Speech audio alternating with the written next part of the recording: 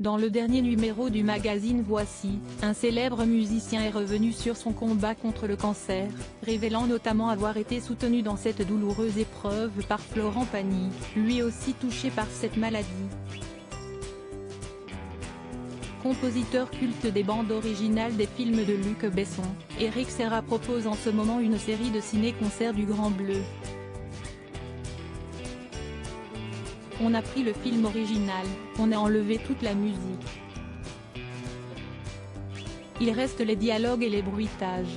On passe le film et on joue la musique en direct pendant le film, vient-il d'expliquer dans le dernier numéro du magazine Voici, paru en kiosque ce jeudi 13 juillet 2023. Une interview durant laquelle il est également revenu sur son récent combat contre le cancer. Quand on a eu la chance de scène sortir comme moi, ça remet un peu toutes les pendules à l'heure.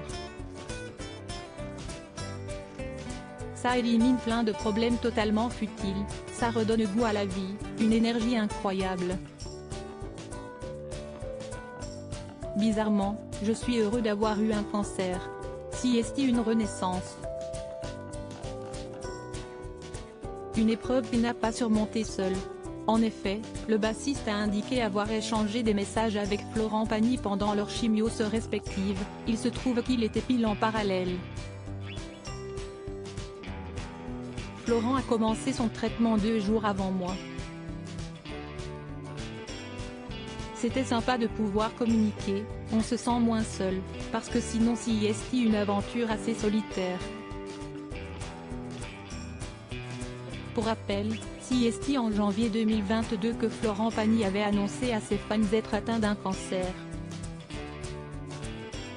Il s'était alors fait soigner avant de commettre une erreur, celle d'interrompre son traitement alors qu'il était en rémission.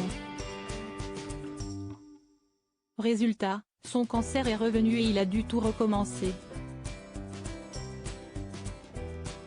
Le mari d'Azucena, avec qui il a 2 enfants, Inca, né en 1996, et Ael, né en 1999, vient d'en parler pour la Fringale culturelle. Je me suis rendu compte que le cancer ne se traite pas en 4 jours avec des antibiotiques ni en 6 mois de chimiothérapie, qui, de plus, exige des contrôles réguliers. A-t-il reconnu, lui qui assure désormais qu'il n'ira plus jamais à l'encontre de l'avis des médecins.